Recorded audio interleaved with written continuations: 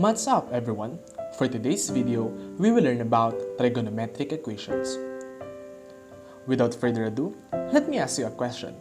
How do we solve trigonometric equations?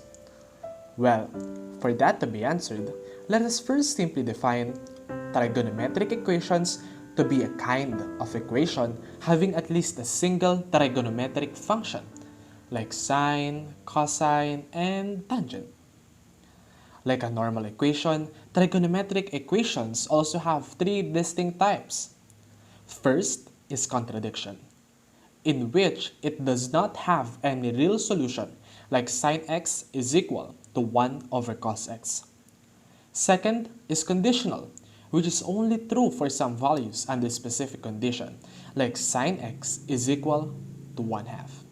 And third is identity, in which any or all real numbers or solutions can satisfy the trigonometric equation, like sine x is equal to 1 over cosecant x.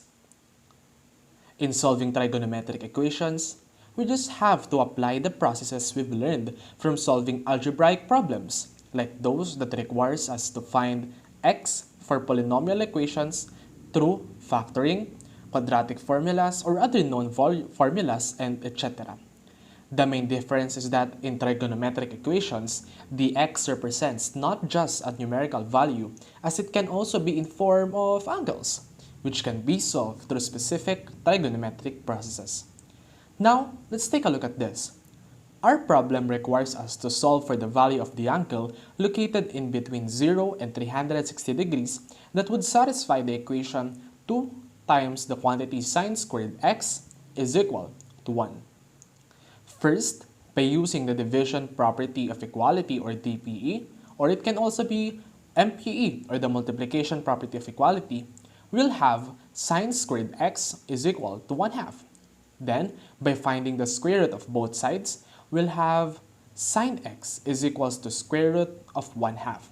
Then, we'll have square root of 1 over square root of 2 by the distribution of radicals, or the loss of exponents. Then, by simplifying this, we'll have 1 over square root of 2. Afterwards, we can further rationalize it by multiplying it by 1 in the form of square root of 2 over square root of 2. Now, it would become square root of 2 over 2.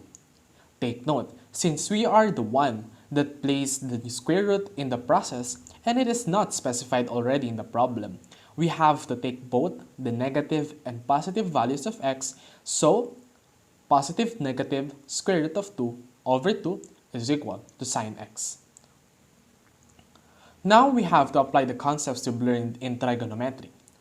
We need to use the inverse sine or arcsine or sine raised to -1 to acquire the angle. Hence, x or the angle would be equal to arcsine of positive negative square root of 2 over 2. Afterward, we have two ways to solve this, either through the concepts of special angles, the 30, 45, 60 degrees, or through calculator techniques. But for this video, let's try the manual calculation.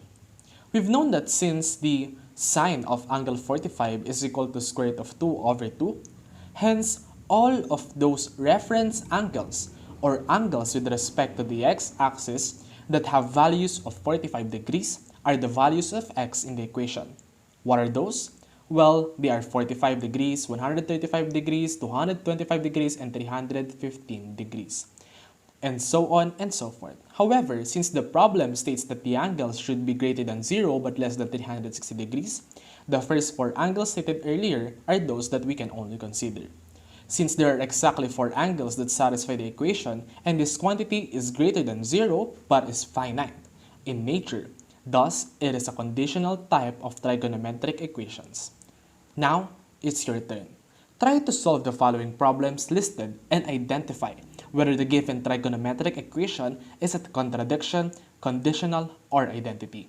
Remember the types of trigonometric equations and the general processes of solving them. See you next time as Archimedes awaits you. Subscribe to our channel and click the notification bell to be updated for our next videos.